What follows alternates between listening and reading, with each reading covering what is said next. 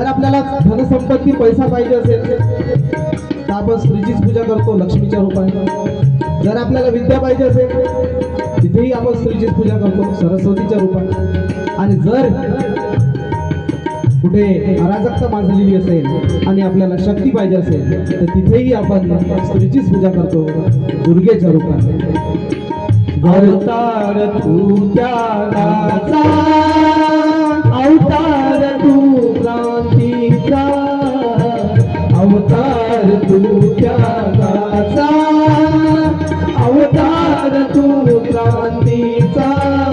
नमो क्रांती रूपाला, नमो त्याग रूपाला, मात चरणी तुझ्या मी गातो ही प्रार्थना, मात चरणी तुझ्या मी गातो ही प्रार्थना. जय अंबे मां, जय जगदंबा, जय अंबे मां, जय जगदंबा, मात चरणी तुझ्या मी गातो ही प्रार्थना, मात चरणी तुझ्या मी गातो ही प्रार्थना, मात चरणी तुझ्या मी गातो ही प्रार्थना. नवरात्रोत्सव हा दुर्गेच्या 9 रूपाचा उत्सव आहे. आणि ही 9 रूपातली दुर्गा कोणती आहे? आपल्या घरात दुर्गा आहे. ही 9 रूप मोजून घ्या. आई, बहीण, आजी, मुलगी, मावशी, काकू, आत्या, मामी, हे जे सगळे नातेवाईक आहे, ही जी स्त्रीची वेगवेगळी रूप आहे, ही 9 रूप आहे. आणि ह्या 9 रूपामध्ये ही स्त्री, ही आई, ही माता, ही पूजली जाते. आणि तीच माता जी 9 महिने 9 दिवस या जगामध्ये सगळ्यात जास्त, म्हणजे आपल्या जन्मापासूनही आपल्याला जर जास्त 9 महिने 9 दिवस जास्त ओळखत असेल तर जगातलं एकमेव व्यक्तिमत्व असते आणि ती म्हणजे आपली आई.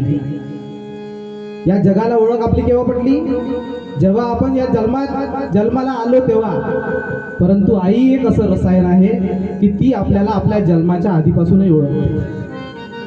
आणि म्हणून या आईला समर्पण, कारण तीच आई असते. हा यवतमाळ जिल्हा आत्महत्याग्रस्त शेतकऱ्यांचा जिल्हा म्हणून ओळखला जातो. बाप आत्महत्या करू शकतो, कितीही वाईट परिस्थिती आली बाप आत्महत्या करू शकतो, पण आई कधीही आत्महत्या करत नाही. कारण आई माझी, तिला माहित आहे मायेचा सागर मी गेल्यानंतर दिला तिने जीवना आकार, मी गेल्यानंतर माझ्या पोटच्या गोळ्याचे काय हाल होईल हे आईला माझी मायेचा सागर दिला तिने जीवना आकार. मी गेल्यानंतर त्याची सोय कोण करेल? जीवन मी ज्या जीवाला जीव दिला सागर जीवनाकर. आई माझी मायेचा सागर दिला तिने जीवना आकार. तिला समजते ती तुम्ही असतानाच, जिवंत असताना सगळा विचार करते. हा विचार बाप कदाचित करत नाही आणि म्हणून तो शेवटचं टोकाचं पाऊल उचलू शकतो. परंतु आईला सगळी चिंता असते की मी गेल्यानंतर माझ्या या बाळाचं काय होईल, मी माझ्या ज्या मुलीला, ज्या मुलाला मी जन्म दिला आहे त्या मुलीचं, माझ्या मुलाचं काय होईल. म्हणून कोणतीही आई कितीही कष्ट सहन करावे लागले, कितीही हाल तरी मात्र त्या रानात आपल्या मुलांसाठी त्या उन्हात रखरख त्या रानात राहिलीस तू माझ्यासाठी कष्टाच्या कामात. कधी मिळेल मुठभर घास, कधी पडेल तिला उपवास, ओल्या मातीतून चालताना तुडवले काटचे फास. आई माझी मायेचा सागर दिला तिने जीवना आकार. आई माझी मायेचा सागर दिला तिने जीवना आकार. आणि हे दुर्गेचं रूप आहे खऱ्या अर्थाने. ही दुर्गा हा नवरात्रोत्सव. जर या नवरात्र आपल्या भारत देशामध्ये जे मराठी महिने आहे प्रत्येक महिन्यामध्ये नवमी असते आणि प्रत्येक महिन्यात नवरात्रोत्सव साजरा केला जाऊ शकतो. पण त्या नवरात्रोत्सवाची खरंच गरज आहे का?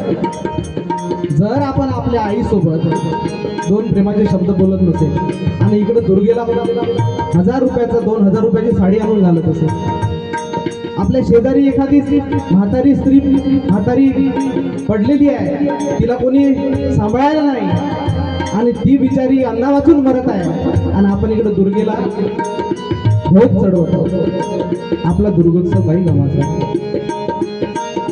नभाची चांदणी तू ग चंदनाची कोर, नभाची चांदणे तू ग चंदनाची कोर, शीतल तुझी छाया मला हवी जीवनभर, त्या शीतल छायेमध्ये उभे आयुष्य जगेन, आई देवापाशी सुद्धा मी तुलाच ग मागेन. आई माझी मायेचा सागर, दिला तिने जीवना आकार, आई माझी मायेचा सागर, दिला तिने जीवना आकार. हे असे आपले आई वडील आपल्या जीवनाला आकार देत असतात आणि ते आकार काय हाल अपेष्टा यातना सहन करत असतात. परंतु त्या यातना काही काळानंतर आपण विसरून जातो आणि काही असे बहादर असतात की वर्ष 2-2 वर्ष आईसोबत बोलत नाही. बुडी राहते एका खोपड्यात आणि हा इकडे मस्त, मुलगी असो मुलगा असो, त्याला मात्र आईचं आई वडिलाचं काही घेणं देणं राहत नाही. अरे जर तुम्ही इकडे पूजा करत असाल, पूजा पाठ करत असाल आणि घरच्या स्वतःच्या आईसोबत जर तुम्ही 2 शब्द प्रेमानं बोलू शकत नसाल तर तुम्हाला दुर्गोत्सव नवरात्रोत्सव साजरा करण्याचा काहीही अधिकार नाही. कारण तिनं तुमच्यासाठी काय नाही झेललं. जेव्हा तिच्या पोटाला पोटभर अन्न मिळत नव्हतं, जगातली एकमेव संस्था आहे आई नावाचे एक जगातली एकमेव संस्था आहे की तुमचं पोट भरलं म्हणून तिचं पोट भरलं. चांगलं चांगलं करून खाऊ घालते, घरच्या माणसाला खाऊ घालते, पोरीला खाऊ घालते, पोराला खाऊ घालते, शेवटी तिच्यासाठी काही राहत नाही. परंतु तरीही तिला विचारलं, आई तू जेवली का, तुझं पोट भरलं का? ती म्हणते हो माझं पोट भरलं. कारण तिच्यासाठी काही राहिलं नाही तरी तिचं पोट भरते, कारण ती तुमच्यासाठी जगते.